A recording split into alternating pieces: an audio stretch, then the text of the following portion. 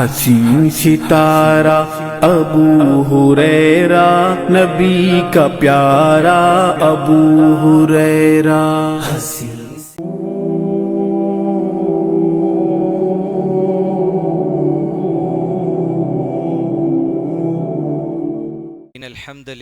الحمد للہ حمدا طیبا کثیرا مبارکا فیہ،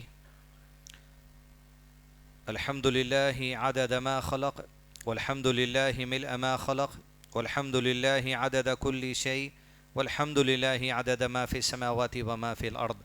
اللہم صلی وسلم علی نبینا محمد وعلی آلہ وصحبہ وسلم تسلیما کثیرا۔ رب اشرح لی صدری ویسر لی امری واحلل عقدۃ من لسانی یفقہوا قولی۔ رمضان ورکشاپ نام سے یہاں جو پروگرام منعقد کیا گیا ہے، اس کا مقصد یہ ہے کہ رمضان سے متعلق اہم بنیادی معلومات قرآن اور سنت کی روشنی میں ہم حاصل کریں۔ اس میں دو الگ الگ حصے ہیں۔ پہلے تو یہ، آج اس پروگرام میں جو ہم معلومات حاصل کریں گے وہ رمضان کے مہینے سے متعلق فضیلت، یعنی اس کے ورچیوز کیا ہے، اس کی فضیلتیں کیا ہیں، اس کے فوائد کیا ہیں، روزوں کے فوائد کیا ہیں، اور قرآن اور سنت میں رمضان کے مہینے سے متعلق کیا فضیلتیں بیان کی گئی ہیں کہ یہ عمل کرنے پر یہ اجر ہے، یہ وقت کی وجہ سے یہ فضیلت ہے، یہ فائدہ ہے، یہ نیکی ہے، یہ اجر ہے، یہ ثواب ہے، یہ فائدہ ہے، جہنم کی آگ سے بچنا ہے، اسے کہیں گے فضیلتیں۔ دوسرے مسائل یہ رہتے ہیں جس میں مسائل ہیں، فقہ ہے، انڈرسٹینڈنگ ہے، روزے کی حالت میں یہ کام کر سکتے، افطار کا وقت یہ ہے، سحری کا وقت یہ ہے، یہ وقت سے پہلے نہیں کھولنا، یہ وقت کے بعد نہیں کھانا، تراویح کی فقہ کیا ہے، لیلۃ القدر کی فقہ کیا ہے، یہ فقہی جو مسائل ہیں، مسائل یہ اگلے کسی نشست میں دیکھا جائے گا۔ آج جو ہم پڑھیں گے وہ صرف فضائل پڑھیں گے۔ فضائل، فضیلتیں، یہ الحمدللہ ابو عبداللہ علی بن محمد المغربی رحمہ اللہ نے جو کتاب لکھی ہے، صحیح اور مستند فضائل اعمال، صلاح، روزہ، زکوٰۃ، حج، اس میں اعمال کی کیا کیا فضیلتیں احادیث اور قرآن میں آئی ہیں، وہ کتاب ایک جگہ جمع کی گئی۔ فضائل اعمال اور ایک ہے، اس کے بارے میں پھر اور ایک باتیں ہیں، وہ نہیں ہے یہ وہ ہے صحیح اور مستند احادیث سے جمع کی گئی۔ ہر گھر میں رہنا ہے یہ، اس کی فوٹو وغیرہ لے کے آپ منگا لے سکتے، میرے سے بھی نمبر کریں 9849758115 پر واٹس اپ کریں، آپ کو انڈیا میں کہیں ڈیلیوری بھی مل جاتی ہے کتاب کی۔ ایک دوسرا جو فقہ ہے، انڈرسٹینڈنگ ہے، مسائل ہے، وہ بلوغ المرام کتاب ہے، کتاب و صوم۔ اس میں شیخ محمد بن صالح العثیمین رحمہ اللہ کی جو شرح، جو تفسیر ہے، اس سے پڑھیں گے کسی اگلی نشست میں۔ ابھی یہ رمضان ورکشاپ پارٹ 1 جس میں فضائل پڑھ رہے ہیں، مسائل پڑھ رہے ہیں، فضائل پڑھے جائیں گے۔ مسئلہ نمبر 1، روزے کی فضیلت۔ حدیث ہے، آپ صلی اللہ علیہ وسلم نے ارشاد فرمایا کہ اللہ تعالیٰ فرماتا ہے، جس کسی حدیث میں یہ بات آ جاتی ہے کہ اللہ تعالیٰ فرماتا ہے، ایسی حدیثوں کو حدیث قدسی کہا جاتا ہے۔ کیا کہا جاتا ہے؟ وہ مقدس پیغام جو اللہ تعالیٰ نے اللہ کے نبی صلی اللہ علیہ وسلم پر وحی کی شکل میں نازل کیا اور اسے قرآن مجید کا حصہ بنایا گیا، وہ قرآن کی آیت ہو گئی اور اسے وحی مطلوع کہا جاتا۔ لیکن وہ پیغام جو اللہ تعالیٰ نے دیا نبی صلی اللہ علیہ وسلم کو، اور یہ کہہ کر کہ یہ قرآن مجید کا حصہ نہیں ہے، یہ حدیث کے درجے میں آنے والی بات ہے، تو اللہ کا وہ مقدس پیغام جو قرآن کا حصہ نہیں ہے لیکن حدیث کا حصہ ہے آپ صلی اللہ علیہ وسلم کی، اسے حدیث قدسی کہا جاتا ہے، مقدس حدیث، اللہ کی بات۔ رسول اللہ صلی اللہ علیہ وسلم نے فرمایا، اللہ نے فرمایا انسان کا ہر عمل اس کے لیے ہے، ہر عمل اس کے لیے، یعنی اس کی آخرت کی سنوارنے کے لیے، اس کے جو سو گناہوں کی مغفرت کے لیے۔ اس لیے کہ کوئی بھی نیک عمل میں اور آپ کرتے، یہ نیک عمل سے اجر ملتا، اور یہ نیک عمل سے اللہ تعالیٰ گناہ مٹا دیتے، یہ نیک عمل سے ایمان بڑھ جاتا، یہ نیک عمل سے جہنم کی آگ جو ہم گناہوں کی کماتے، وہ گناہوں کی آگ کو اللہ تعالیٰ بجھا دیتے۔ جب اللہ کے نبی صلی اللہ علیہ وسلم نے دوسری حدیث میں ارشاد فرمایا، جب اذان کا وقت ہوتا ہے تو ایک فرشتہ ندا لگاتا ہے، اے اولاد آدم اٹھو، اس آگ کی طرف چلو جو تم نے اپنے گناہوں کے ذریعے خرید لی ہے، اور اس نماز کے ذریعے اس آگ کو بجھا دو۔ تو نماز ہے، صدقہ ہے، زکوٰۃ ہے، کسی غریب کی مدد کر دینا ہے، کوئی بھی نیک کام کرنا ہے۔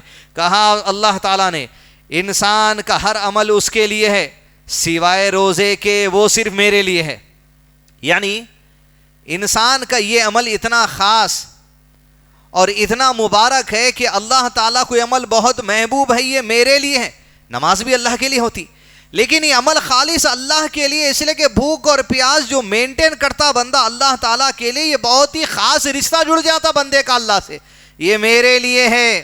اور کہا اور میں ہی اس کی جزا دوں گا، اللہ ہی جزا دینے والا ہے اس کی. اور روزہ ڈھال ہے، بس جب تم میں سے کوئی روزے سے ہو تو وہ بے حیائی کی باتیں کرنے نہ شور و غل کرے. اگر کوئی اسے گالی دے یا اسے لڑائی جھگڑا کرے تو یہ کہہ دے کہ میں تو روزے سے ہوں. 4-5 باتیں اس حدیث میں ہیں. اول یہ کہ خاص رشتہ اللہ تعالیٰ سے جڑ جاتا.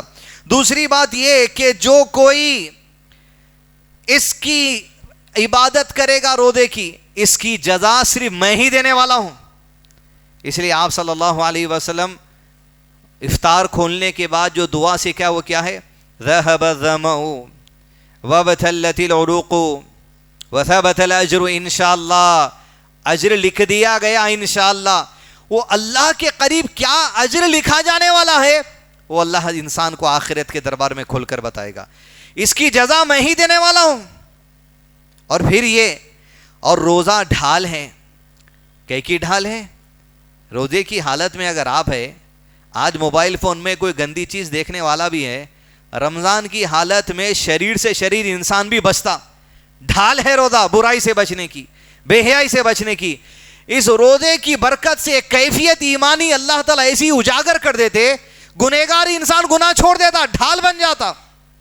تاکہ اس کو 1 مہینہ ماحول میں رکھا جاتا، تاکہ جس طرح رمضان میں تم ڈھال بنا رہے ہیں روزے کو، زندگی تمام اپنی دوسری عبادتیں جو نماز پڑھتے، جو نیکیاں کرتے، ان کے واسطے سے ڈھال بناؤ اپنی نیکیوں کو برباد نہ ہونے کے لیے. ویسے ہی سال کے دوسرے دنوں میں بھی اپنے گناہوں سے اپنے آپ کو بچاتے رہو. روزہ ڈھال ہے. بس جب تم میں سے کوئی روزے سے ہو تو وہ بے حیائی کی باتیں نہ کرے. ڈھال ہے نا، عبادت میں ہے. نماز ایسی عبادت ہے جو آپ 10 منٹ کرتے، 15 منٹ کرتے. روزہ صبح سے لے کے شام تک کی عبادت ہے. نماز میں گالی دیتے آپ، نماز میں جیسے کوئی بری بات کرتے، ویسے ہی روزہ دن بھر کی جو عبادت ہے ڈھال بن جاتی. انسان گناہ کرنے سوچتا، ارے میں برائی کرا تو میری عبادت پہ اثر پڑتا. تو یہ زندگی تمام کے لیے ایک ایسی عمدہ ٹریننگ اللہ تعالیٰ ہم کو عطا کر دیتے. روزہ ڈھال ہے. بس جب تم میں سے کوئی روزے سے ہو تو وہ بے حیائی کی باتیں نہ کرے. تو مطلب روزہ توڑ لیے بعد بے حیائی کی بات کر سکتے کیا؟ ٹریننگ ہی ہے صبح کی کہ شام ہوتے ہی تم جو سو اس معیار میں آ جانا. بے حیائی کی بات نہ کریں. اور علامہ شیخ عثیمین رحمہ اللہ ان مسائل کی کتاب میں فقہ میں حدیث کی لکھتے ہیں، اور دیگر اہل علم لکھتے ہیں، انسان اگر بے حیائی کرے گا پھر روزے کی حالت میں، تب تو پھر اس کی حرمت تو اور بڑھ جائے گی، گناہ کا معاملہ تو اور بھی ہو جائے گا. اس لیے کہ روزہ جب ڈھال اللہ تعالیٰ بنائے، اس ڈھال کی پرواہ نہیں کر رہے تو تم اس عبادت کی بھی پرواہ نہیں کر رہے، تو پھر گناہ کا جو سو معاملہ بھی بڑھ جا سکتا. بے حیائی کی باتیں نہ کریں، نہ شور و غل کریں. پکارا، جھگڑا، چھوٹی چھوٹی بات کے لیے دوستو جھگڑا کرنا، اونچی آواز میں بات کرنا، بلند آواز میں بات کرنا، گالی گلوچ کی جو سو بات کرنا، غصے سے جو سو بات کرنا، جھڑکی کی جو سو بات کرنا، لوگوں کو ڈرا کے جو سو بات کرنا، یہ عام دنوں میں بھی نہیں کرنا ہے. روزے میں تو پھر خاص خیال رکھو کیونکہ عبادت کے اندر ہے. مثال نماز میں جب آپ یہ حرکت نہیں کرتے تو دن بھر کے روزے میں اللہ تعالیٰ نے کہا کیونکہ آزاد روزہ ہے یہ، نماز میں آپ باندھے ہوئے ہوتے، ایک جگہ رہتے، لیکن اس میں آپ کو دن بھر اپنے کام کاج کرتے ہوئے عبادت میں شامل رہنا ہے، لہذا اس عبادت کی قدر کرتے رہنا دیگر کام کاج کرتے وقت میں. کہا اگر کوئی اسے گالی دے، دوسرے روزے دار دیتا کی، کوئی دوسرا دیتا کی، یا اسے لڑائی جھگڑا کرے تو یہ کہہ دے انی صائم، میں عبادت میں ہوں، میں عبادت میں ہوں، عبادت کے لحاظ میں ہوں. یہ عبادت توڑنے کے بعد دیکھ لے تم تے کو شام میں نہیں، یہ عبادت کے بعد بھی پھر لحاظ رکھوں گا، اللہ کی خاطر زبان نہیں کھولوں گا. مقصد کیا ہے؟ خالی اب کنٹرول کرنا ہے کیا؟ کیونکہ افطار کے انتظار میں بھی رہتے بعض لوگوں کا گالی دینے کے واسطے، افطار کے انتظار میں بھی رہتے لوگ سگریٹ پینے کے واسطے، افطار کے انتظار میں بھی رہتے گٹکا کھانے کے واسطے، افطار کے انتظار میں بھی رہتے روز فون پہ کچھ دیکھنے کے لیے، کیونکہ دن بھر کا کنٹرول. انٹرنیٹ بند ہو گیا 1 گھنٹہ تو بے چین ہو جاتے. اب آپ سوچئے فجر سے لے کے مغرب تک کنٹرول میں ہے باس. اب سمجھ رہے مغربہ تو روزہ تو نہیں چلتا، عشاء کون پڑھتے، تراویح کون پڑھتے، وہ سب اپنی جگہ الگ بات ہے. فون دکھ گیا تو بس ہے. تو کنٹرول روزے میں اس لیے دیا جا رہا, رمضان کے بعد آپ سیکھنا بول کے نہیں, افطار کے بعد سے عادت آ جانا, کیونکہ رات بھر تو روزے میں نہیں رہتے. فضائل. اب کہہ دے کہ انی صائم, پھر آپ صلی اللہ علیہ وسلم کہتے ہیں اس ذات کی قسم ہے جس کے ہاتھ میں محمد کی جان ہے صلی اللہ علیہ وسلم, روزے دار کی منہ کی بو اللہ کے ہاں کستوری کی خوشبو سے بھی زیادہ پاکیزہ ہے. اس کو بولتے ہیں فضائل. کس کی فضیلت؟ روزے دار کی ایک فضیلت. کیا فضیلت ہے؟ اس کے منہ سے کھانا نہیں کھانے سے جو گندی بدبو آتی, اللہ کے قریب کستوری سے بھی زیادہ محبوب ہے. کستوری مطلب خوشبو کی ایک چیز. وہ کہاں کی کستوری؟ وہ کستوری دنیا کی ہے, وہ کستوری ہے جو اللہ کے پاس جنتوں میں, وہ کستوری سے زیادہ محبوب ہے اللہ کے قریب روزے دار کی بدبو, کیونکہ انہیں صبر کی وجہ سے ہو رہا. تو اب اس کا مطلب یہ نہیں کہ بدبو لوگوں کو سناتے پھرے آپ. نبی صلی اللہ علیہ وسلم حالت روزے میں بھی مسواک کرتے تھے. زبان کا رگڑا کرنا, صاف رکھنا, ٹوتھ پیسٹ لگا کے برش کرنے کی بھی اجازت اہل علم دیے, سے روزہ نہیں ٹوٹتا. اس کے باوجود بھی بدبو آ رہی تو عمل ہے, وہ انسان کی جسمانی کیفیت ہے, پھر آپ منہ صاف کر لیجئے. کہا یہ فضیلت, روزے دار کے لیے 2 خوشی کے موقع ہیں جن میں وہ خوش ہوتا ہے. ایک فطرت بیان کرے دیکھیے آپ, پہلا موقع جب وہ افطار کرتا ہے, یعنی دن بھر کی عبادت کر کے کھانے بے چین ہیں, دستر رکھ لے کے بیٹھے ہوئے, دعائیں کرتے ہوئے, نظر پڑ رہی کھانے کی چیزوں پہ, پھر بھی ہاتھ کنٹرول کر کے بیٹھے ہوئے. اس کے بعد جیسا پانی گیا کچھ گلے میں آپ کے اترا, جو ایک سکون اور اطمینان کی خوشی کی کیفیت ملتی انسان کو, یہ خوشی ہے. یہ خوشی کا موقع عبادت ہے, یہ خوشی کا موقع شکر گزاری ہے, یہ خوشی کا موقع نعمت ہے, یہ خوشی اللہ کی اجازت سے ہے. ایک تو وہ خوشی کا موقع, اور دوسرا جب اپنے رب کے پاس اسے اس کا اجر ملے گا تب جا کے روزہ دار خوش ہو جائے گا. ایک خوشی دسترخوان پہ ہے, دوسری خوشی آخرت کے دن روزے کا جو اجر و ثواب اللہ تعالیٰ عطا کریں گے وہ دیکھ کر بندہ خوش ہو جائے گا. مطلب رمضان کہیں ختم ہو گئے زندگی میں, اور انشاءاللہ کہیں آئیں گے باذن اللہ تعالیٰ, لیکن یہ رمضان میں ہر افطار کو تو خوشی ہو رہی, لیکن وہ گزشتہ رمضان جو کئی سالوں سے آپ گزار لیے, اس کی ایک اور خوشی باقی ہے جو آخرت میں ملنے والی. زندگی تمام انسان جتنے خوشیاں افطار کے وقت لے لے, لیکن ایک خوشی بچی ہوئی ہے جو آخرت میں اللہ کے بعد ملنے والی ہے. تو یہاں بنیادی بات یہ ہے, یہ فضیلتیں ہیں دنیا کی بھی آخرت کی بھی, پلس بندے کو جوڑا جا رہا, اللہ سے رشتہ مضبوط کیا جا رہا کہ اس عبادت کو خوشی کے ساتھ کرنا. اس عبادت میں منہ کی بدبو آنے کی وجہ سے یہ نہیں سوچنا کہ میں آفس میں کام کر رہا ہوں, لوگوں کی سے میری منہ کی بدبو آ رہی, روزہ نہیں رہتا, میں کھا لیتے رہے تو ایسا ہوتا. جوڑا جا رہا, شیطانی وسوسوں کو دور کیا جا رہا, فضیلتیں بتا کر اس عبادت کی اہمیت کو بیان کیا جا رہا کہ بندہ اللہ کے ان وعدوں پر, اللہ کے نبی صلی اللہ علیہ وسلم کے وعدوں پر یقین رکھے, خوشی سے عمل کرے, تاکہ اللہ کے قریب جب اخلاص اور خوشی سے عمل کیا جائے گا وہی قابل قبول ہے. پہلا مسئلہ. دوسری حدیث, الصوم کفارۃ للذنوب, عن حذیفہ رضی اللہ عنہ قال قال عمر رضی اللہ عنہ. حضرت حذیفہ حدیث کے راوی ہیں, حضرت بیان کرتے ہیں عمر رضی اللہ عنہ نے ایک دفعہ کہا, تم میں سے نبی صلی اللہ علیہ وسلم سے فتنے کے بارے میں جو حدیث آپ صلی اللہ علیہ وسلم نے کہی تھی وہ تم میں سے کس کو یاد ہے؟ جب حضرت عمر نے سوال کیا, حضرت حذیفہ جواب دیتے ہیں, میں نے آپ صلی اللہ علیہ وسلم کو فرماتے ہوئے سنا. جب بھی یہ حدیث آتی, فرمایا آپ صلی اللہ علیہ وسلم نے, تو صحابہ نے سنا, مطلب آپ صلی اللہ علیہ وسلم نے کلام کیا, بات کیا. ایسی حدیث کو حدیث قولی کہا جاتا ہے. کون سی حدیث کہا جاتا ہے؟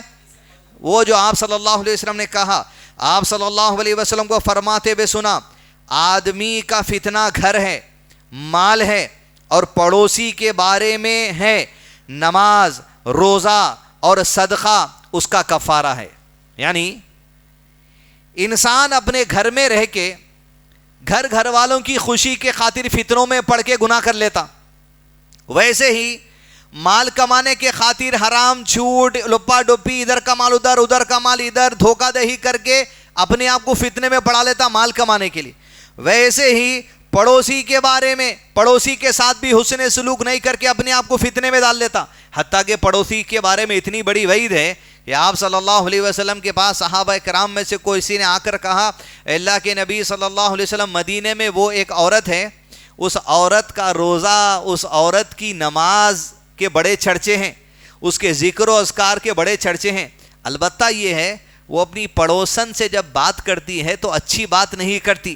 آپ صلی اللہ علیہ وسلم نے فرمایا ہیا فی النار، وہ جہنم میں ہے. وجہ کیا ہے؟ نماز، روزہ، اذکار، صدقے کے چرچے تھے مدینے میں اس کے. پڑوسی سے بات اچھی نہیں تھی، بد کلامی تھی، تکلیف دیتی تھی زبان سے. ہیا فی النار، جہنم میں ہے. کہا اللہ کے نبی صلی اللہ علیہ وسلم ایک عورت ہے مدینے میں، نماز، روزہ، صدقہ کے زیادہ چرچے اس کے نہیں ہیں. اور صدقہ دی تو بھی کیا دیتی ہے؟ پنیر کے کچھ ٹکڑے صدقے میں دیتی. یہ کوئی صدقہ ہے؟ پنیر کے ٹکڑے صدقے میں دیتی ہے. لیکن اللہ کے نبی صلی اللہ علیہ وسلم، اس کا پڑوسی اس کی زبان سے شر سے بچا ہوا ہے، وہ شر نہیں مچاتی اپنے پڑوسیوں کے لیے. آپ صلی اللہ علیہ وسلم نے فرمایا ہیا فی الجنہ، جنت میں ہے. دنیا میں مل گئی بشارہ، زندہ تھی وہ عورت، دنیا میں مل گئی. تو کہا اس حدیث میں جو بات ہے مال اور پڑوسی کے بارے میں ہے، فتنے میں ہیں، پڑ جاتے فتنے میں، گناہ کما لیتے، لیکن یہ گناہوں کے لیے کفارہ بن جاتا. کفارے کا ایک ایسا نظام اللہ تعالیٰ بنائے، ہر نیکی کفارہ ہے گناہوں کے لیے. جیسے عشاء کی نماز پڑھ کے بیٹھے آپ، مغرب پڑھے الحمدللہ، مغرب اور عشاء کے درمیان جو بھی صغیرہ چھوٹے گناہ ہوئے، یہ دونوں نمازیں کفارہ بن جاتی اس کے لیے. ویسے 2 جمعہ کفارہ بن جاتے، 2 عمرے کفارہ بن جاتے، 2 حج کفارہ بن جاتے. ویسے ایک رمضان سے دوسرے رمضان کے جتنے گناہ ہیں دونوں رمضان کفارہ بن جاتے. یہی حدیث ہے الصوم کفارۃ للذنوب، روزہ کفارہ بن جاتا ہے انسان کے لیے. کون سے؟ مال اور پڑوسی میں اور فتنے میں، گھر کے معاملات میں جو پڑ جاتا، نماز، روزہ، صدقہ، یہ نیکیاں کفارہ بن جاتی ان گناہوں سے بچنے کے لیے. لیکن اصول کیا ہے؟ صغیرہ ہونا گناہ. صغیرہ گناہ کی پہچان کیا ہے؟ وہ گناہ جس کا ذکر کر کے آپ صلی اللہ علیہ وسلم نے وعید نہیں بیان کی کہ لعنت ہوتی ہے ایسے آدمی پر، عذاب ہوگا اس کو، اللہ نظر رحمت نہیں کرے گا، اللہ تعالیٰ اسے پاک نہیں کرے گا. ایسے الفاظوں کا ذکر جس بھی گناہ کے بعد آتا، ایسے گناہوں کو کبیرہ گناہ کہا جاتا. لیکن جس گناہ سے آپ صلی اللہ علیہ وسلم نے روکا ایسا مت کرو، لیکن وہاں وعید نہیں ہے، وارننگ نہیں ہے، عذاب کا ذکر نہیں ہے، وہ گناہ صغیرہ گناہ ہوتے، اس کے لیے پڑھنا پڑتا.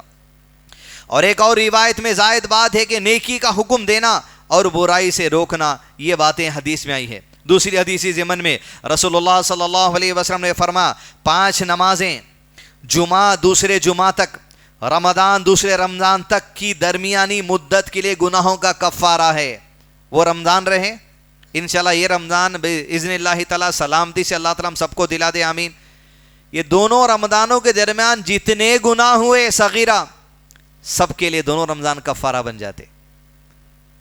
ویسے ہی وضو کر کے اب آیا عشاء کے لیے، وضو کرنے سے صغیرہ گناہ کو اللہ تعالیٰ جھڑا دیتے ہیں. آنکھوں کے، منہ سے بولے ہوئے، ہاتھوں سے کیے ہوئے، پیروں سے چل کر گئے ہوئے صغیرہ معاف ہو جاتے. اسی طریقے سے رسول اللہ صلی اللہ علیہ وسلم نے ایک اور حدیث میں ارشاد فرمایا جو آدمی رمضان کے روزے رکھے، اس کے حدود کو پہچانے اور رمضان کا مکمل احترام کرے اور خیال رکھے تو اس کے سابقہ گناہوں کا کفارہ ہو جاتے ہیں اس تمام روزے. تو روزہ اس نیت سے بھی رہنا، اللہ کے پاس ایک تو اجر ملتا جو پہلی حدیثوں میں پڑھے، دوسرا اللہ تعالی اجر کے ساتھ ساتھ ایسا اجر دیں گے جس سے ہم خوش ہو جائیں گے، اور تیسری یہ بات کہ ہر روزہ ہمارے گناہوں کی آگ کو مٹا رہا ہے. یہ جو سو بنیادی فضیلتیں ہیں. اگلی حدیث رسول اللہ صلی اللہ علیہ وسلم کے پاس بیان کرتے ہیں ابو امامہ رضی اللہ عنہ میں آیا تو میں نے عرض کیا ہے اللہ کے نبی صلی اللہ علیہ وسلم مجھے کسی بات کا حکم دے دیجئے جو میں آپ سے عرض کروں، یعنی نصیحت کر دیجئے. آپ صلی اللہ علیہ وسلم نے فرمایا روزے رکھا کرو کیونکہ اس کی مثل کوئی دوسرا عمل نہیں ہے، اس کا اجر اللہ کے پاس ہے. بڑا ہی جو سو معزز، اللہ کے قریب جو سو اجر پانے والا ایک عمل روزہ ہے.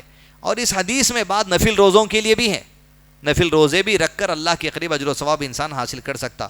تیسرا باب، باب الریان، باب الریان خاص باہل الصوم، اہل صوم روزہ رکھنے والوں کے لیے ایک اور فضیلت یہ ہے، جنت کے 8 دروازوں میں سے ایک دروازہ روزہ اخلاص سے رکھنے والوں کے لیے ان کے اعزاز میں بنایا گیا، یہ دروازے سے روزے دار داخل ہونا۔ ان سہل رضی اللہ عنہ عن النبی صلی اللہ علیہ وسلم قال ان فی الجنت بابا یقال له الریان، فرمایا آپ صلی اللہ علیہ وسلم نے جنت کے ایک دروازے کو ریان کہا جاتا ہے، قیامت کے دن اس سے صرف روزے دار داخل ہوں گے، ان کے علاوہ اس سے کوئی داخل نہیں ہوگا۔ کہا جائے گا روزے دار کہاں ہیں، تو وہ کھڑے ہو جائیں گے اللہ کے دربار میں، ان کے علاوہ اس دروازے سے کوئی اور داخل نہیں ہوگا۔ جب وہ داخل ہو جائیں گے اس دروازے سے جنت میں، تو اس دروازے کو بند کر دیا جائے گا، کوئی دوسرا داخل نہیں ہوگا۔ الفضائل، فضیلت، نعمت، بدلہ اچھا، اس کو فضیلتیں کہا جاتا ہے۔ جو روزے دار کے لیے ہے وہ جنت کے دروازوں میں سے ایک دروازہ ہے۔ الایمان، جنت پر ایمان لانا پڑتا، پہلے جنت کے دروازوں پہ ایمان لانا پڑتا۔ یہ کیوں لا رہے ایمان؟ اللہ کا وعدہ ہے۔ یہ کیوں لا رہے ایمان؟ نبی صلی اللہ علیہ وسلم کی گواہی ہے۔ شک و شبہات میں نہیں پڑھ سکتے آپ، کہے گا دروازہ کون سا ریان؟ کافروں کو بولے تو ہنستے، انہیں ہنسے تو کیا آپ کا ایمان چھوڑ دیتے؟ پھر کیا اللہ کے دربار میں آپ کے سامنے جنتی ہنسیں گے، یا آپ اپنی ہنسی اڑا لے رہے ہیں؟ ایمان مضبوط رہنا اللہ کے نبی صلی اللہ علیہ وسلم کی گواہی پر، اللہ تعالیٰ کی گواہی پر۔ دوسری حدیث، جنت کے 8 دروازے ہیں، ان میں سے ایک کا نام باب الریان ہے، اس سے صرف روزے دار داخل ہوں گے۔ دوسری حدیث ابو ہریرہ رضی اللہ عنہ روایت کرتے ہیں، رسول اللہ صلی اللہ علیہ وسلم نے فرمایا جو شخص اللہ کی راہ میں کسی چیز کا جوڑا خرچ کرے گا اسے جنت کے دروازوں سے پکارا جائے گا۔ جوڑا یعنی جوڑ میں چیز خرچ کرنا، آپ صدقہ دے رہے ہیں، بکرے 2 بکرے دیے، جوڑ میں صدقہ کرنا یہ بھی ایک قسم کی نیکی ہے، ڈبل جو چیز دے رہے ہیں جوڑ میں صدقہ کرو۔ اس کی ایک شرح شیخ معاذ عمری کرے، ان کا کلپ ملا تو آپ انشاءاللہ دیکھیے۔ دوسرا، جنت کے دروازوں سے پکارا جائے گا اے اللہ کے بندے یہ دروازہ بہتر ہے، ادھر سے آ۔ پر جو شخص نمازیوں میں سے ہوگا اسے باب الصلاح سے پکارا جائے گا۔ جنت کے دروازے کا ایک نام باب الصلاح ہے، باب الریان ہے، دوسرے دروازوں کے نام بھی ہے۔ اور جو جہاد کرنے والے میں سے ہوگا اسے باب الجہاد سے پکارا جائے گا، جو روزہ رکھنے والوں میں سے ہوگا اسے باب الریان سے پکارا جائے گا، اور جو صدقہ کرنے والا ہوگا اسے باب الصدقہ سے پکارا جائے گا۔ ابو بکر حدیث سن رہے تھے رضی اللہ عنہ، کہا اللہ کے رسول صلی اللہ علیہ وسلم میرے ماں باپ آپ پہ قربان، ان دروازوں میں سے کسی ایک سے بھی پکار لیا جائے نقصان تو نہیں ہے اس کا۔ انداز بیاں، انڈرسٹینڈنگ، رب سے امید دیکھیے۔ باب الریان، باب الصلاح، باب الجہاد، باب الصوم، باب الریان، باب الصلاح، سب ہے۔ اللہ کے نبی صلی اللہ علیہ وسلم اس میں سے ایک میں سے بھی چلے گئے تو نقصان کیا ہے ہمارا؟ قربان ہو جائے میرے ماں باپ، سوال کچھ کرنا چاہ رہا ہوں میں، آپ اس کا جواب مطلوب ہے، جانے والا نقصان اور خسارے میں تو نہیں ہے۔ لیکن اللہ کے نبی صلی اللہ علیہ وسلم کیا کوئی ایسا بھی ہے دنیا میں، کیا کوئی ایسا بھی آپ کی امت میں جس کو اللہ تعالیٰ ان تمام دروازوں سے پکاریں گے؟ اے نمازی ادھر آ، نمازی کا دروازہ، اے روزے دار ادھر آ، کوئی ایک ہوگا؟ کچھ بندے ایسے بھی ہوں گے کیا جو 8 عمل میں آگے ہوں گے، روزے میں، جہاد میں، صدقے میں، نمازوں میں، سب میں آگے ہوں گے؟ فرمایا آپ صلی اللہ علیہ وسلم نے قال نعم، بالکل بالکل ابو بکر بالکل، وَأَرْجُو أَن تَكُونَ مِنْهُمْ، مجھے امید یہ ہے ابو بکر تو وہ ہوگا جس کو اللہ 8 دروازوں سے جنت کے بلائے گا۔ منہ پہ خوشخبری دے دی گئی جس کے، زندگی میں خوشخبری دے دی گئی کس کے؟ یہ فضیلت روزے کی بھی، روزے دار کی بھی، یہ فضیلت ابو بکر کی بھی، اسی لیے کہا گیا پوری امت میں نبی کے بعد صلی اللہ علیہ وسلم امت میں اگر افضل مقام اگر کسی کا ہے وہ ابو بکر کا ہے۔ اب اس سے بڑی گواہی کیا ہونا؟ شیعہ تم کو گالی دینے والے تم، لیکن وہ ابو بکر وہ ہے جس کے بارے میں اللہ کے نبی صلی اللہ علیہ وسلم نے کہا امید ہے مجھے رب کی ذات سے تو وہ ہوگا جسے 8 دروازوں سے بلایا جائے گا۔ اور وہ ابو بکر کو گالی دینے والے کون سے دروازے سے داخل ہوں گے؟ گالی دینے والوں کے لیے کوئی دروازہ نہیں ہے وہاں، جہنم کا دروازہ ہے. اس لیے کہ صحابہ کو گالی دینا کفر ہے، ابو بکر کو گالی دینا نبی کی اس حدیث کو گالی دینا ہے. نبی نے جس کے اوپر جو سو فضیلت بیان کر دی تم اس کا بھی انکار کر دیں گے. یہ حدیث پڑھ سکتے تمہاری مجلسوں میں، تمہارے خانخواہوں میں حدیث پڑھ سکتے تم؟ نام نہیں لے سکتے تم، زبان پہ حدیث پڑھیں گے، کیونکہ تم جب حدیث نہیں پڑھیں گے حدیث کا انکار، رسالت کا انکار کرنے والا کافر. اگلا باب فضل رمضان و فضل صیامہ، رمضان اور روزوں کی فضیلت. ابن ابی انس مولا تمیم اپنے باپ سے بیان کرتے ہیں کہ انہوں نے ابو ہریرہ رضی اللہ عنہ سے سنا. ابو ہریرہ رضی اللہ عنہ کہتے ہیں رسول اللہ صلی اللہ علیہ وسلم نے فرمایا، حدیث کون سی ہے؟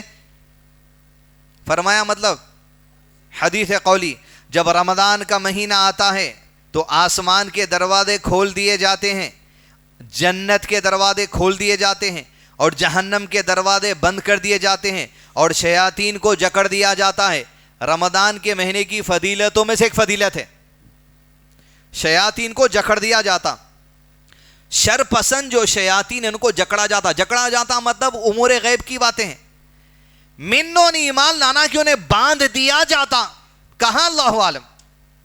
اب اس کا مطلب یہ نہیں ہے باندھ دیے گئے تو اپنے کو شیطان کیسا ستا رہا. آپ پیدا ہوئے خود ایک شیطان کو ساتھ میں لائے، اس کو بولتے قرین. ہر انسان کے ساتھ میں رہتا. اس کو جکڑا جاتا کیا؟ یہ بات نہیں ہے، سرکش شیاطین کو جکڑ دیا جاتا، جس کی وجہ سے اہل علم نے کہا شیاطین کا زور رمضان کے مہینے میں کم ہو جاتا. لوگوں کے بعد وسوسے ڈالنے کا زور ان کے اندر کم ہو جاتا، لوگوں کو ستانے کا زور ان کے اندر کم ہو جاتا. کہاں جکڑے جاتے؟ اللہ عالم. کیسے جکڑے جاتے؟ اللہ عالم. الذین یؤمنون بالغیب، جو بات بیان کی کہ نبی کی گواہی پر ایمان لانا ہے صلی اللہ علیہ وسلم، تبھی وہ ایمان والا ہے. جنت کے دروازے کھول دیے جاتے ہیں، یہ مہینے کی فضیلتوں میں سے فضیلت ہے. تو کھول دیا جاتا ہے دروازہ. اب وہ برکتوں اور رحمتوں کا کیا جنتوں سے لوگ فائدہ اٹھاتے ہیں دروازے کھولنے سے، وہ اللہ کے علم میں باتیں. جہنم کے دروازے بند کر دیے جاتے ہیں تو بند کر دیے جاتے ہیں. یہ رمضان کے مہینے کی خصوصیات میں سے فضیلتوں میں سے ایک فضیلت ہے جو آپ صلی اللہ علیہ وسلم بتائیں. دنیا میں ہم سمجھ رہے ہیں رمضان مطلب، ابھی میرے کو کلش معلوم ہوا رمضان آنے 35 ڈیز ہے بول کے. اس سے پہلے میرے کو معلوم نہیں تھا، کیونکہ کل میں ایک بہت بڑی بیکری کے سامنے سے گزرا حیدرآباد کی، وہاں لکھے ہوا تھا 35 ڈیز اونلی فار رمضان. اس سے پہلے کس کو معلوم ہوتا؟ اپنے کو معلوم ہوتا کیا؟ نہیں ہوتا نا. کلش معلوم ہوا میرے کو بھی. سمجھ گئے؟ اب ہمارے بعد رمضان یہ ہے، لیکن کچھ چیزیں اللہ کے قریب بڑے مرتبے والی ہے جو ہم کو سمجھنے نہیں آتی. اللہ کے نبی صلی اللہ علیہ وسلم نے کہا جنت کے دروازے کھول دیے جاتے ہیں مہینے میں، جہنم کے دروازے بند کر دیے جاتے ہیں مہینے میں، شیاطین کو جکڑ دیا جاتا ہے. امور غیب میں سے باتیں یہ بھی ذہن میں رکھ کے عمل کرو. یہ ذہن میں رکھ کے جو سو تم اپنی زندگی کے عبادات اور مشغولیات کو جو سو انجام دو. نیکسٹ، ابو ہریرہ رضی اللہ عنہ بیان کرتے ہیں رسول اللہ صلی اللہ علیہ وسلم نے فرمایا جب ماہ رمضان کی پہلی رات ہوتی ہے تو شیاطین اور سرکش جن جکڑ دیے جاتے ہیں. شیاطین مطلب شیطانہ انسانوں میں بھی رہتے. قرآن کی آیت کا ذکر ہے شرارت کرنے والے انسانوں میں بھی، شرارت کرنے والے جنات میں بھی. تو جو جنات ہے ان کو جکڑ دیے جانے کا ذکر ہے. یہ اور بات ہے کہ رمضان میں کوئی بھی خان فلم ریلیز نہیں کرتے، لیکن عید کا اناؤنسمنٹ پہلے سے ہو جاتا، یہ عید کو یہ ریلیز ہونے والی ہے، وہ عید کو یہ ریلیز ہونے والی ہے. رات ہوتی ہے تو شیاطین اور سرکش جن جکڑ دیے جاتے ہیں اور جہنم کے دروازے بند کر دیے جاتے ہیں. ان میں سے کوئی دروازہ نہیں کھلتا اور جنت کے دروازے کھول دیے جاتے ہیں، ان میں سے کوئی دروازہ بند نہیں کیا جاتا. اور ایک منادی کرنے والا منادی کرتا ہے، فرشتہ پکارتا ہے. کیا پکارتا ہے؟ اے حق کے طالب اور تلاش کرنے والے حق کو، آگے بڑھ، نیکیاں کر لے. اور اے شر کے طالب اور شر تلاش کرنے والے، برائیوں سے رک جا. اور اللہ ہر رات کو رمضان کی جہنم سے کئی لوگوں کو آزادی کا فیصلہ سنا دیتا ہے. یہ فضائل میں سے رمضان کے. اب رمضان کی راتوں کے مشغلے اپنے کیا ہے وہ اپنا دیکھ لینا. جہنم سے آزادی کے فیصلے ہوتے رمضان کی راتوں کو. کیسے فیصلے؟ جہاں آپ صلی اللہ علیہ وسلم نے کہا ایک زانیہ عورت کتے کو پانی پلا دی تو اللہ تعالیٰ جہنم سے آزاد کر دیے. تو کوئی عمل، کوئی نیکی، کوئی روزہ، کوئی صدقہ، کوئی افطار، کوئی سحری، کوئی اچھی بات کر دینا، اپنے آپ کو جو سو برائیوں سے بچا کے رکھنا، جہنم سے آزادی کے فیصلے ہیں. رمضان آیا تو مانگنا اللہ جہنم سے بچا لے. اللہم انی اعوذ بک من النار، اللہم انی اسألک الجنہ، اللہ جنت عطا کر، جہنم سے بچا لے. اور آپ صلی اللہ علیہ وسلم کی دعا کیا ہے؟ اللہم انی اسألک الجنہ، اللہ جنت عطا کر. وما قرب الیہا من قول او عمل، اور ایسا عمل، ایسی زبان کی بات اور ایسا عمل جو جنت کے قریب کر دے وہ توفیق دے دے. وَأَعُوذُ بِكَ مِنَ النَّارِ، اللہ جہنم سے بچا لے. وَمَا قَرَّبَ إِلَيْهَا مِنْ قَوْلٍ أَوْ عَمَلٍ، ایسی بات کرنے سے، ایسا عمل کرنے سے بچا لے جو مجھے جہنم کے قریب کرتی ہے. یہ دعا کثرت سے کرتے رہیں. الصوم جنہ وقایۃ، روزہ ڈھال ہے جہنم سے بچاؤ کے ذریعے. گناہوں سے بھی بچتا، جب گناہوں سے بچیں گا ظاہر بات ہے جہنم کی آگ سے بچنے کے لیے ڈھال بن جاتا روزہ. سعید ابن ہند سے روایت ہے کہ مطرب جو کہ قبیلے بنی عامر سے ہیں، کہتے ہیں عثمان بن ابی العاص رضی اللہ عنہ نے ان کے لیے دودھ منگوایا تاکہ اسے پلائیں، تو مطرف نے کہا میں روزے سے ہوں. عثمان رضی اللہ عنہ نے فرمایا میں نے رسول اللہ صلی اللہ علیہ وسلم کو فرماتے ہوئے سنا ہے روزہ ڈھال ہے جیسے تمہارے لیے قتال لڑائی سے ڈھال ہوتی ہے. یعنی قتال لڑنے آئے تو آپ ڈھال بناتے، تو کہا روزہ ویسا تمہارے لیے جہنم کی آگ سے ڈھال بن جاتا. یعنی آخرت کے دن جہنم کی آگ جو دوسرے گناہوں سے کمائے ہوئے ہوں گے اس سے بچانے کے لیے روزے کی عبادت انسان کے لیے ڈھال بن جائیں گی. روزہ ڈھال ہے. ایک تو یہ کہ دنیا میں انسان روزے کی حالت میں ہوگا تو اپنے آپ کو ڈھال بنا لیتا، نہیں یہ گناہ کی طرف نہیں کرتا، میں گالی نہیں دیتا. روزے کی حالت میں ہو بھی نہیں دیکھتا بری چیز، بری بات نہیں بولتا، چوری نہیں کرتا، روزے میں ہوں بھائی. مگر کچھ چوریاں ہو جاتے روزے میں بھی نہیں ہوتے. نماز چوری بروں میں کچھ چوریاں روزے میں بھی ہو جاتے ہیں. وہ ابھی سے سدھر گئے تو اچھا. لائٹ کے میٹر میں پتی کی جو سیٹنگ ہے چوری سے وہ اس میں سحری چل رہی، اس میں افطار چل رہا، اس میں قرآن سن رہے ہیں. جو سیٹنگاں ہیں یہ پتی میں، آپ کیا سمجھ رہے ہیں کفار کی گورنمنٹ مار سکتے ہیں تو پھر کافر آپ کے گھر میں سے بھی چوری کر سکتا. یہ سیٹنگ چھوڑ دینا اپنے لوگوں. ایک سے ایک انجینئر ہیں اپنے پاس، ڈیجیٹل میٹروں میں بھی سیٹنگ کرنے والے نکلے. پھر آپ کا روزہ کیا فائدے گا؟ وہ لائٹ کھول کے قرآن پڑھ رہے ہیں، وہ ہوا میں، وہ اے سی میں افطار چل رہی. چوری چوری چھے، کس کے بھی گھر سے چورائی، اب حکومت کی چوراؤ، کسی کے گھر کی چوراؤ.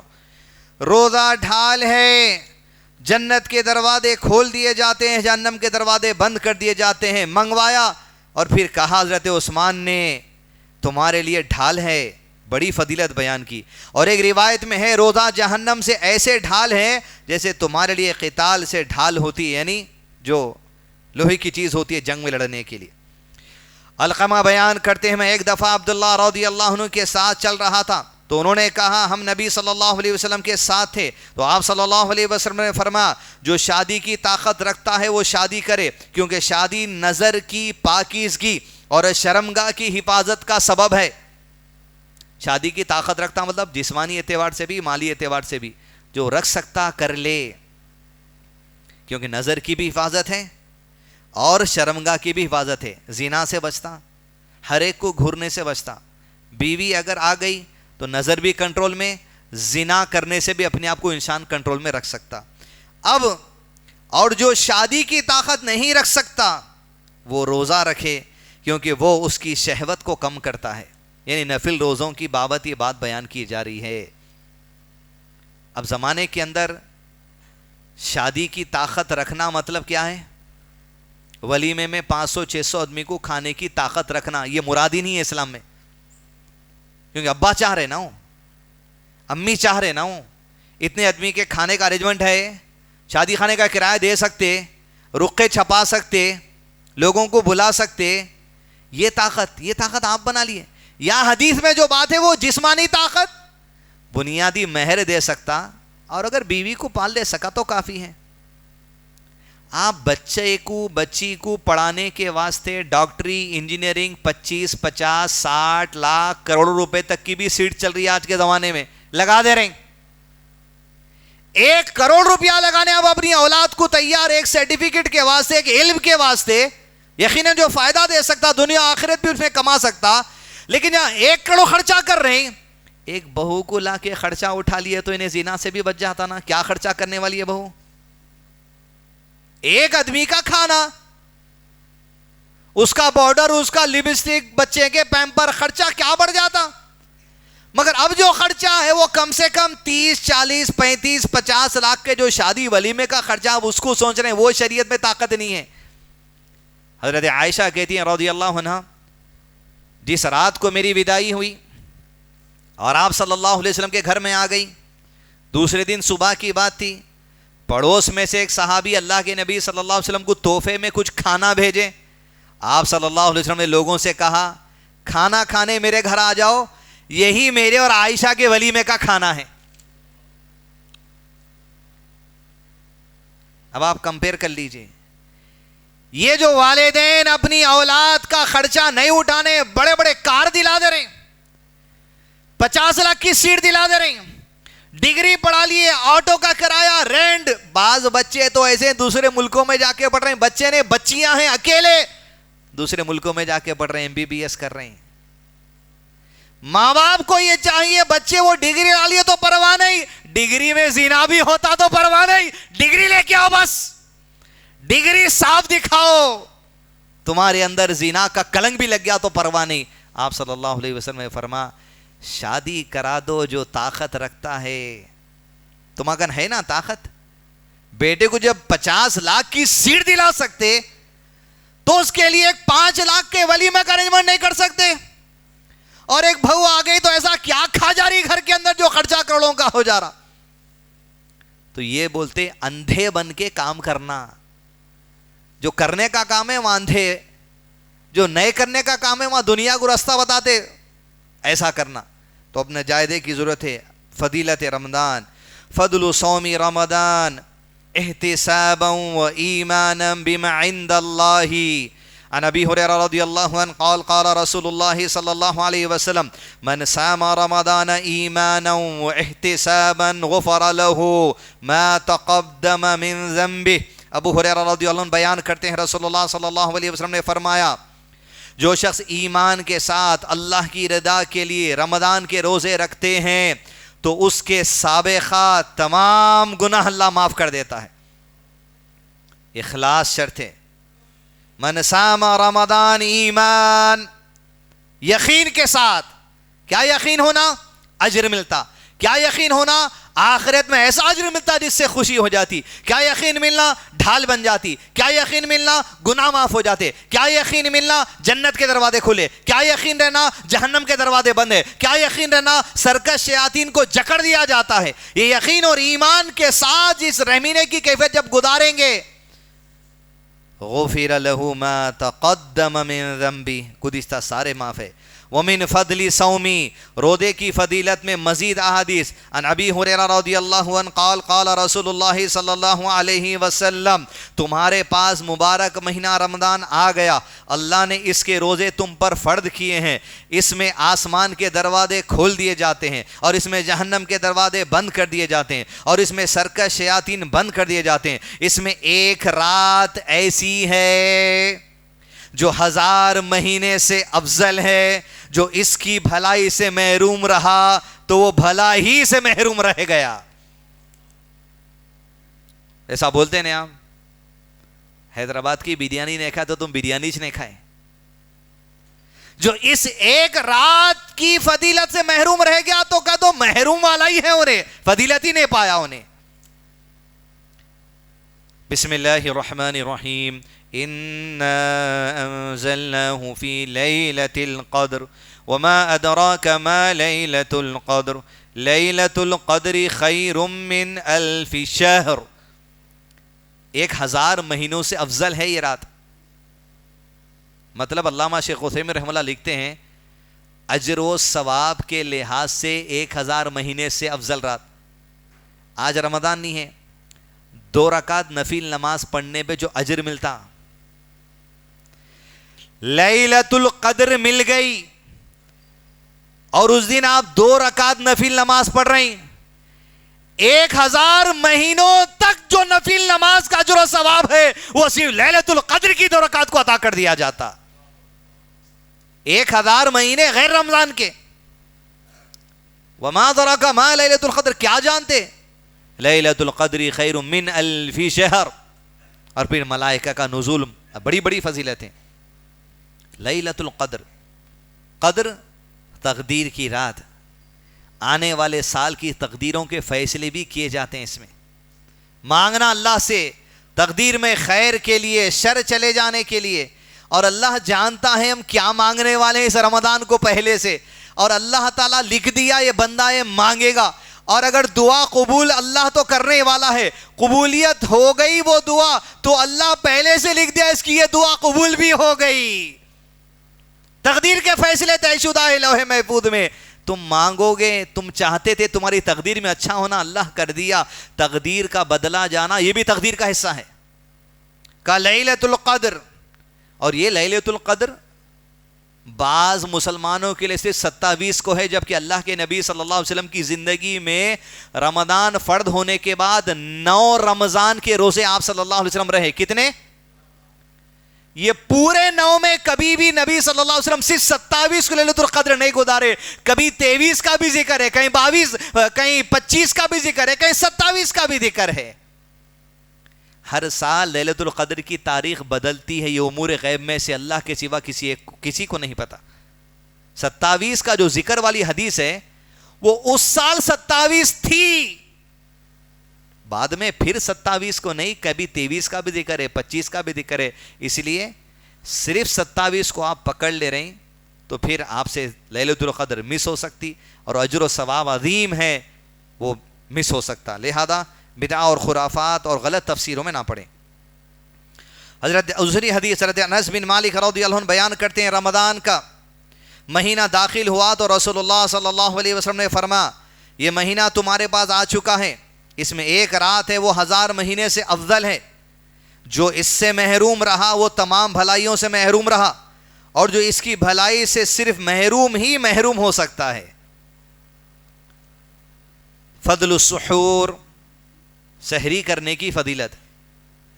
حدثنا عبد العزیز ابن صحیب قال سمعت انس بن مالک رضی اللہ عنہ قال قال النبی صلی اللہ علیہ وسلم تسحروا فإن فی السحور برکہ. فضیلتوں میں سے رمضان کی کیا ہے؟ کہتے ہیں حضرت انس بن مالک خادم اللہ کے نبی صلی اللہ علیہ وسلم کے, 9 سال کی عمر میں اللہ کے نبی صلی اللہ علیہ وسلم کے بعد ان کے والدہ خدمت کے لیے چھوڑ دی تھی. 9 سے لے کے عمر جب 18 ہوئی تو نبی صلی اللہ علیہ وسلم کا انتقال ہو گیا. جب انتقال ہوا تو ان کی ایج 18 سال تھی. 18 سال میں 9 سال کی عمر گزارے. 9 سال میں کیا فائدہ ہوا؟ یہ 9 سال میں کئیوں حدیثوں میں سے یہ بھی ایک حدیث ہے جو یاد کر لیے تھے. عمر کیا تھی؟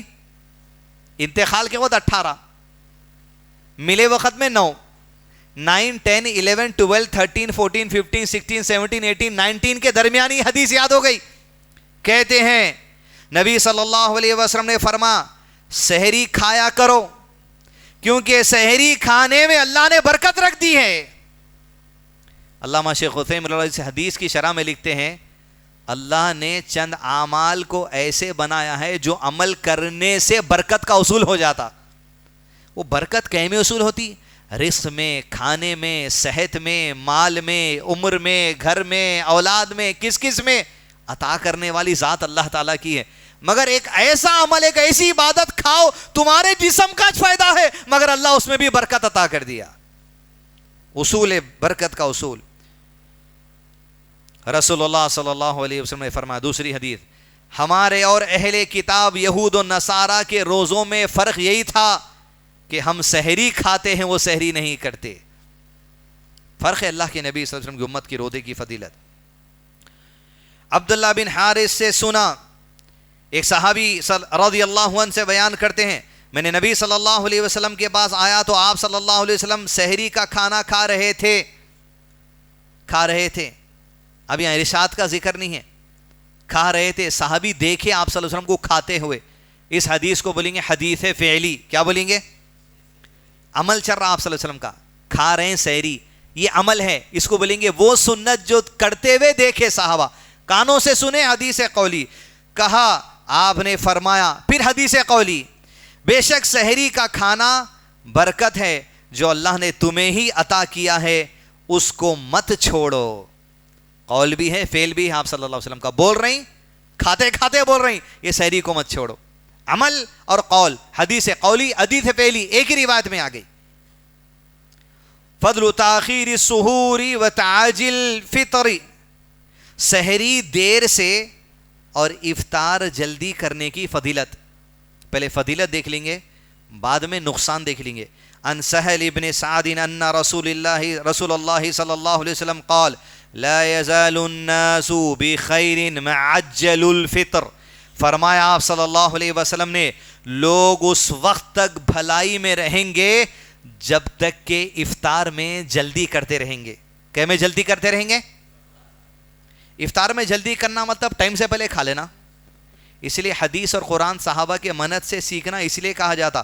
جلدی کرنا مطلب جیسے وقت شروع ہوا کیا کرنا, فوری شروع کر دینا. بسم اللہ, یوں دیکھ رہے ہیں, انہوں دیکھ رہے ہیں, انہوں نے کھول رہے ہیں, انہوں نے کر رہے ہیں, پریشان نہیں ہونا. حنفی مسلک رہو یا کون سا بھی مسلک رہو, ہر مسجد کے باہر ظہر, عصر, فجر, مغرب, عشاء کے ٹائمنگز رہتے. فجر کا ٹائم, ظہر کا ٹائم, عصر کا ٹائم, عشاء کا ٹائم, ٹائم لکھا ہوا رہتا 8 بجے, 5 بجے, 2 بجے, 3 بجے. مغرب کی آج ٹائم نہیں رہتا کہیں بھی. کیا لکھا ہوا رہتا؟ غروب آفتاب. مغرب کا وقت جب شروع ہو رہا ہے وہی افطار کا وقت ہے, غروب آفتاب ہی ہے.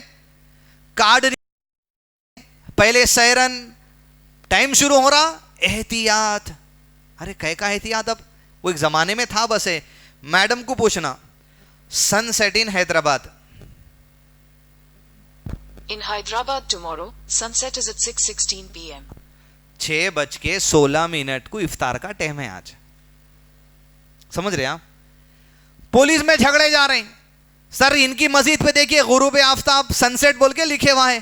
دیکھو سن سیٹ یہ ایگزیکٹ ہے, یا انہیں بھی احتیاط سے بول رہی؟ انہیں احتیاط نہیں کر رہی نا, انہیں حنفی نہیں ہے, اس کا کوئی مسئلہ کی نہیں, اس میں کیا احتیاط کریں گی. جیسا وقت شروع ہوا کھول لینا. اگر آپ سوچ رہے نہیں میرا مسلک زمانے سے مسلک حنفیت فلاں فلاں فلاں, ہم دیوبندی فلاں فلاں فلاں, سنت کی خلاف ورزی. اتنی واضح سنت ہے آپ صلی اللہ علیہ وسلم کی, اتنا بول رہے ہیں آپ صلی اللہ علیہ وسلم, بھلائی میں رہیں گے. اور اللہ کا احسان ہے, اہل حدیث کو اللہ تعالیٰ اور دیگر کئیوں مسلمانوں کو اللہ تعالیٰ ہدایت عطا کرے. وقت شروع ہوتے روزہ کھولتے اللہ تعالیٰ بھلائیاں عطا کر دے رہے, اور جو دیر سے احتیاط کے نام پہ کر رہا انہیں یہ تو بھلائی سے محروم ہو جا رہا. اور نبی کی گواہی غلط ہو سکتی, نعوذ باللہ. نبی کی زبان سے جھوٹ کہا آپ صلی اللہ علیہ وسلم نے, ابو ہریرہ حدیثیں لکھتی چلا جا میری, اس ذات کی قسم ہے جس کے ہاتھ میں میری جان ہے, محمد کی زبان سے سچ کے سوا کچھ نہیں نکلتا صلی اللہ علیہ وسلم. بھلائی.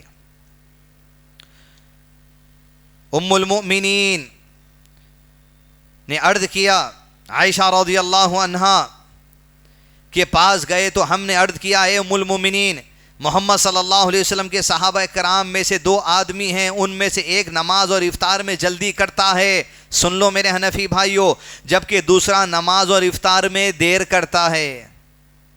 انہوں نے پوچھا نماز اور افطار میں جلدی کون کرتا ہے؟ کس نے پوچھا؟ حضرت عائشہ نے. راوی بیان کرتے ہیں ہم نے کہا عبداللہ ابن مسعود رضی اللہ عنہ. تو عائشہ رضی اللہ عنہ نے فرمایا رسول اللہ صلی اللہ علیہ وسلم بھی ایسا ہی کرتے تھے. اور اے میرے حنفی بھائیوں آپ کیسا کرتے ہیں؟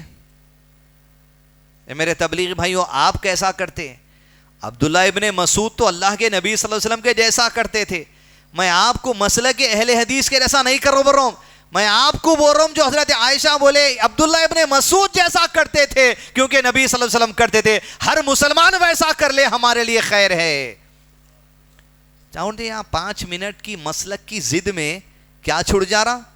لا یزال الناس بخیر، بھلائی میں رہیں گے، نبی کی گواہی ہے، نظر انداز کر دے رہے ہیں. کیوں؟ مسلک. جب اتنی بات کی جو سو پرواہ نہیں آپ صلی اللہ علیہ وسلم کی، دیگر باتوں کی کیا رہیں گی پھر؟ ابو ہریرہ رضی اللہ عنہ نبی صلی اللہ علیہ وسلم سے روایت کرتے ہیں، آپ صلی اللہ علیہ وسلم نے فرمایا دین اس وقت تک غالب رہے گا، دین اس وقت تک غالب رہے گا جب تک لوگ افطاری میں جلدی کرتے رہیں گے، کیونکہ یہود و نصارہ افطار میں دیر کرتے تھے.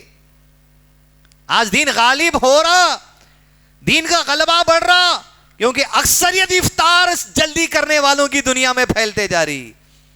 لوگ سحرن کا انتظار نہیں کر رہے ہیں آج کل، یہ دین غالب ہونے کے دن ہے. تو اس طرف آئیے. صوم داود افضل الصیام، یہ نفل روزوں سے متعلق اور دیگر روزوں سے متعلق جو سو بات ہیں.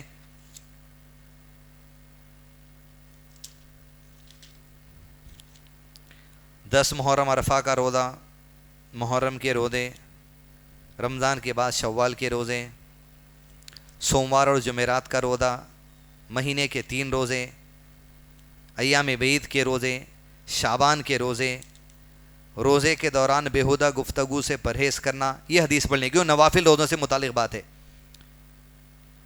عن ابی ہریرہ رضی اللہ عنہ قال رسول اللہ صلی اللہ علیہ وسلم نے فرمایا جو آدمی روزے کی حالت میں جھوٹ بولنا اور اس پر عمل کرنا نہیں چھوڑتا تو اللہ اس کے کھانے پینے چھوڑنے کی کوئی ضرورت نہیں ہے. مطلب اللہ کے قریب اس کا کوئی اجر کی امید رکھنے کی اب اسے ضرورت نہیں ہے. اللہ کو تو ہمارے روزوں کی ضرورت ہی نہیں ہے، لیکن اللہ تعالیٰ کی عبادت کا سسٹم بنائے جس کے ذریعے ہم اللہ کی رضا حاصل کر سکتے. تو یہ عبادت کے دوران ہم جو سو یہ عمل اگر نہیں چھوڑیں گے تو عبادت کا کوئی فائدہ ہونے والا نہیں ہے.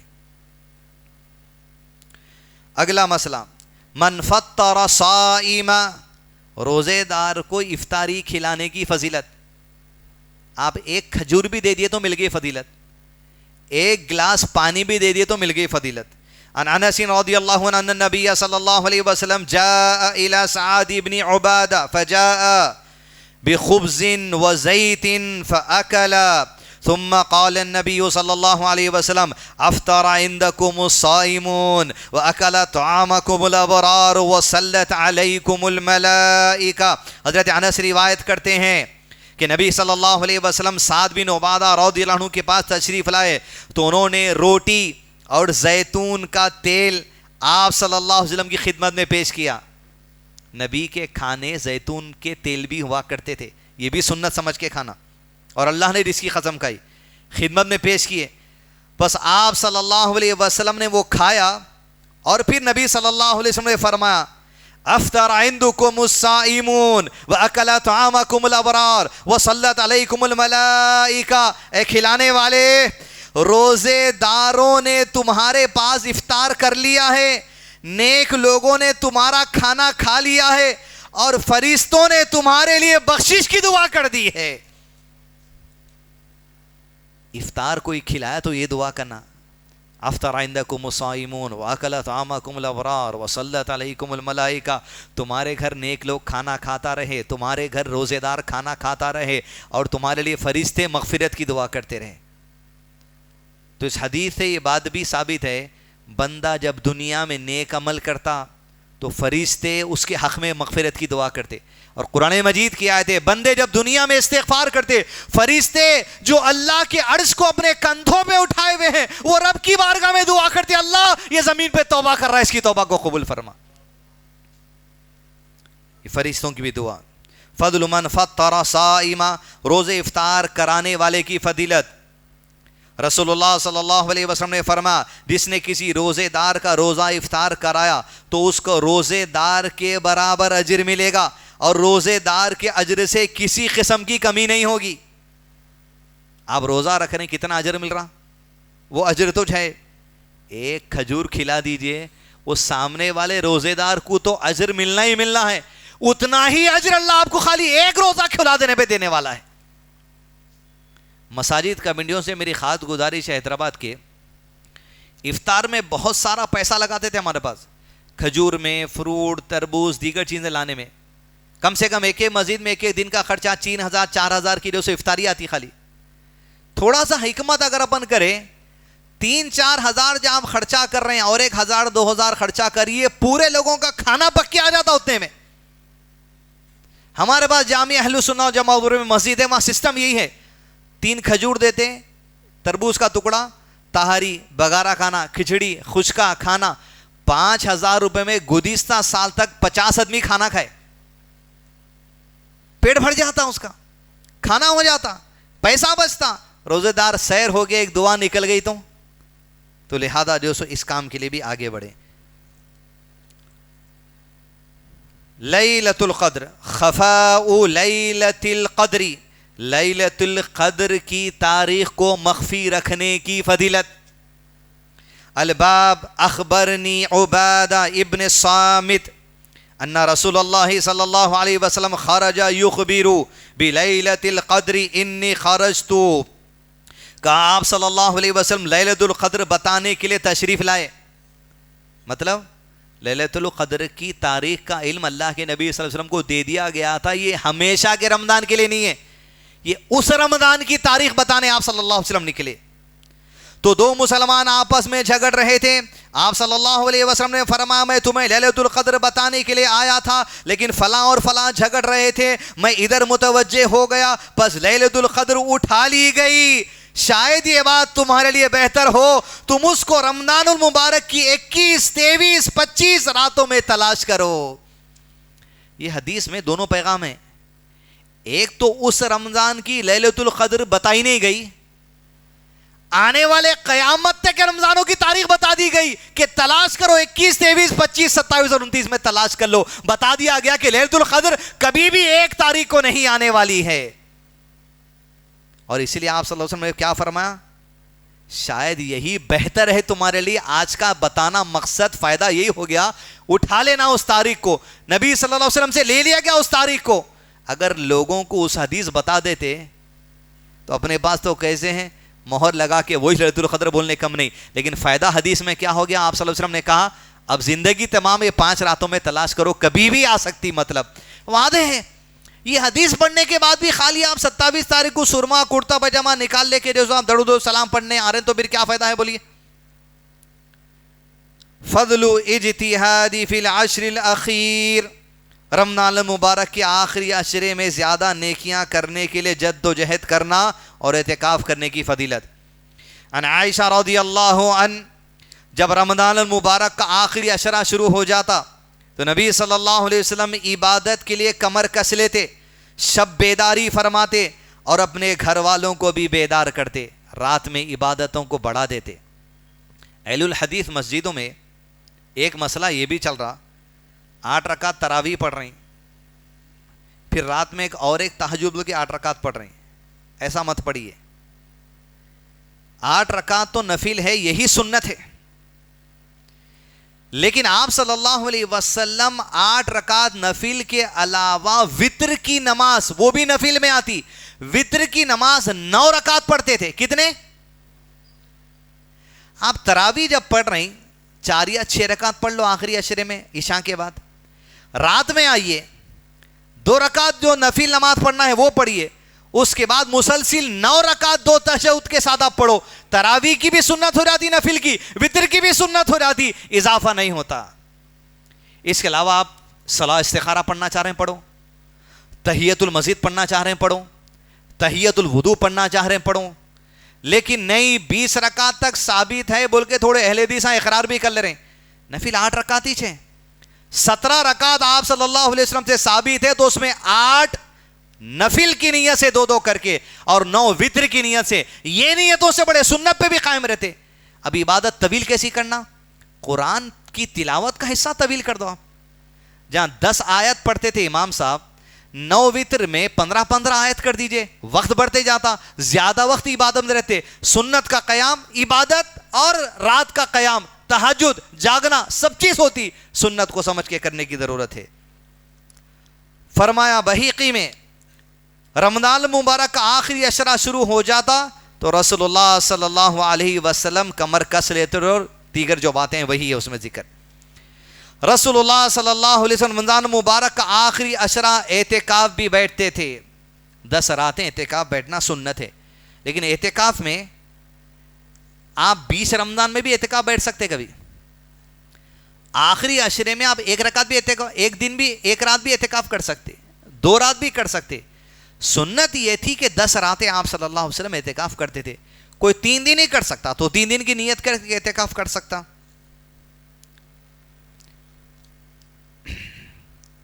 فضل صدقۃ الفطر وفضل تعدیتها قبل الصلاۃ, صدقۃ الفطر اور اس کو نماز سے پہلے ادا کرنے کی فضیلت, کیونکہ رمضان تکمیل ہونے کے بعد عید الفطر آتی. یہ زکوٰۃ الفطر کی وجہ سے ہے. کیا ہے ہر آدمی کے لیے سا, جو 2.5 کلو کے برابر ہے, جو عام طور پہ لوگ ہمارے علاقے میں کھاتے, گیہوں, آٹا, چاول یا دیگر چیزیں آپ تول کے دے سکتے. یہ کب کرنا, اس کی فضیلت کیا ہے؟ عن ابن عباس رضی اللہ عنہ قال رسول اللہ صلی اللہ علیہ وسلم نے روزے دار کی بےہودہ اور بے حیائی کی باتوں سے طہارت معافی کے لیے اور مساکین کے کھانے کے لیے فطرانہ کی زکوٰۃ صدقۃ الفطر کو فرض فرمایا ہے. کیا وجہ سے یہ؟ روزے کی حالت میں جو گناہ ہو گئے, برا نکو بولو بولے بول دیے, بے حیائی نکو بات کرو بولے کر دیے, یہ گناہ جو حالت روزے میں پورے 30 گزار لو, اور یہ 2.5 کلو زکوٰۃ الفطر ادا کرنے سے وہ سارے گناہوں کو اللہ تعالیٰ بخش دیتا ہے. کہا بے حیائی کی باتوں سے طہارت معافی کے لیے اور مساکین کے کھانے کے لیے فطرانے کی زکوٰۃ صدقۃ الفطر کو فرض فرمایا ہے. جو اس کو نماز سے قبل ادا کرے تو وہ زکوٰۃ مقبول ہے, اور جو نماز عید کے بعد ادا کرے وہ عام صدقے کی طرح صدقہ ہو جائے گا. عید کی نماز سے پہلے پہنچا دینا صدقۃ الفطر. کئی لوگ عید کی نماز کے بعد بھی دیتے, وہ صدقہ قبول نہیں ہوتا.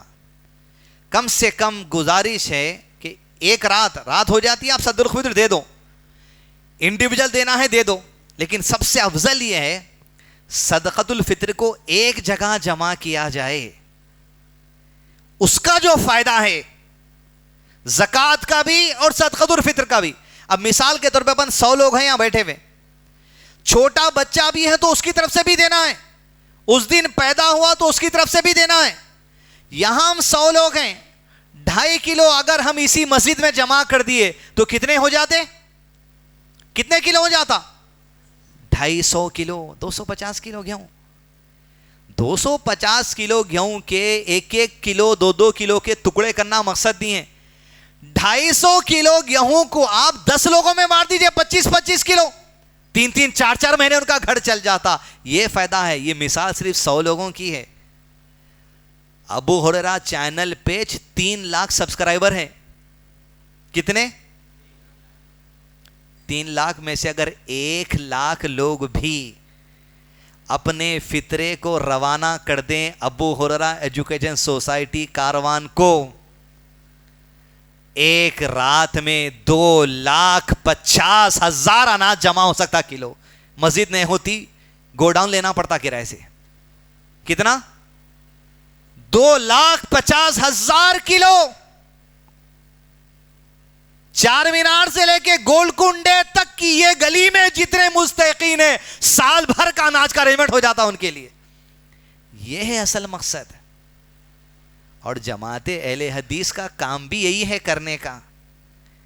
اجتماعی فطرہ کلیکٹ کرو, اجتماعی زکوٰۃ کلیکٹ کرو, جو کروڑوں میں, بلینز میں اور کنٹلوں میں چلے جائے گی, اور اہل حدیث جماعت سے فقیری کو مٹاؤ. یہ مقصد ہے. یہ چھوڑ کے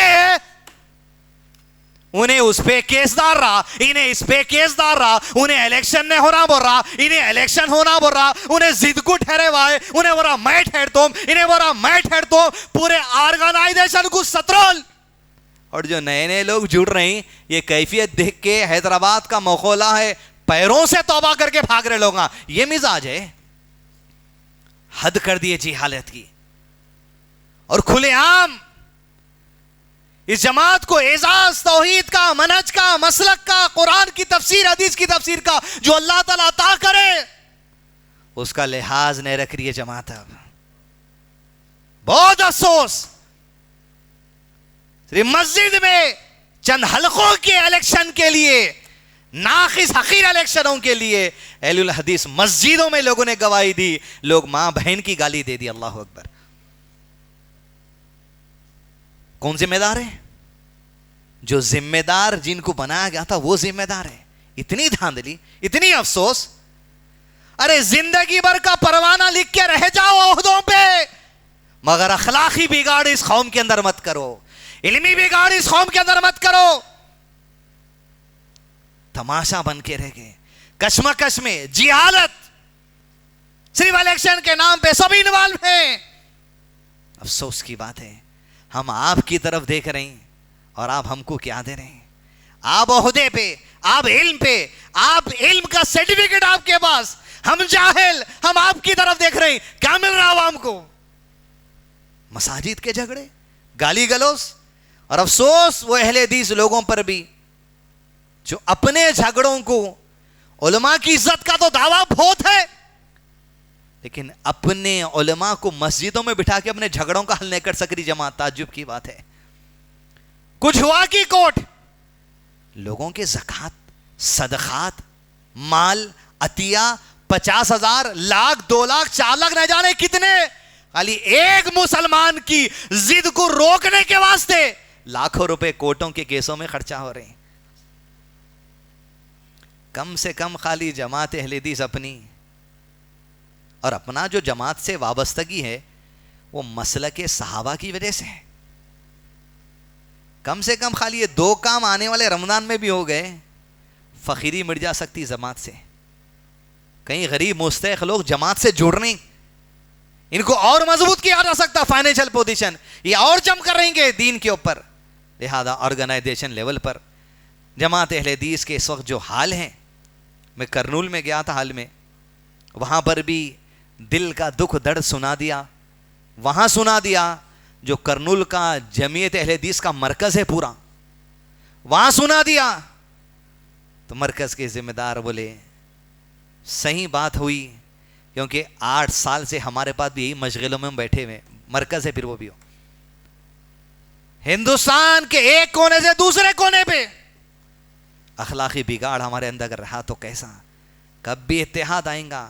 خالی ہم بول رہے ہیں ہم توحید والے ہیں، صرف توحید کی دعوت دے سکتے آپ، عقیدے کی دعوت دے سکتے آپ، اخلاق نہیں سکھا سکتے، آرگنائزیشن نہیں چلا سکتے، زکوٰۃ الفطر نہیں جمع کر سکتے، زکوٰۃ مالی نہیں جمع کر سکتے، لوگوں میں فقیری دور نہیں کر سکتے، بچوں کے لیے اسکول نہیں کھول سکتے، اسکول کا سلیبس نہیں بنا سکتے، کالجوں کو آپ نہیں کھول سکتے، مدرسوں کو آپ نہیں چلا سکتے، مدرسوں کا سلیبس آپ نہیں بنا سکتے، بیواؤں کی قدر آپ نہیں کر سکتے، اسکالرشپ آپ بچوں کو نہیں دے سکتے، آپ جو سو ایجوکیشنل جو سو ٹریننگ ان کو نہیں دے سکتے، آپ ٹیکنیکل ایجوکیشن کیا ان کو نہیں دے سکتے، آپ بچوں کی مالی امداد کر کے باہر کے ملکوں میں تعلیم کے نہیں بھی لا سکتے، باہر کمانے کے لیے نہیں بھی لا سکتے، یونیورسٹی آپ نہیں بنا سکتے، دکان آپ لگا کے نہیں دے سکتے، آٹو خرید کے آپ نہیں دے سکتے، فائنینشل پوزیشن آپ مضبوط نہیں کر سکتے. کیا نہیں ہو سکتا تھا؟ مگر افسوس کی بات ہے یہ جماعت سے ہماری وابستگی انشاءاللہ ہمیشہ رہے گی اللہ کی ہدایت سے، کیونکہ یہ جماعت کی وابستگی مسلک اصحاب محمد صلی اللہ علیہ وسلم سے ہے. اللہ ہمیشہ موت تک اور ہم سب کو اصحاب محمد صلی اللہ علیہ وسلم کے مسلک پر، منہج پر ہمیشہ قائم رکھے. وصلی اللہ علی نبینا محمد وعلی آلہ وصحبہ وسلم تسلیما کثیرا. مزید علماء اور مقررین کے بیانات سننے کے لیے ہمارے YouTube چینل کو سبسکرائب کیجیے. جزاک اللہ.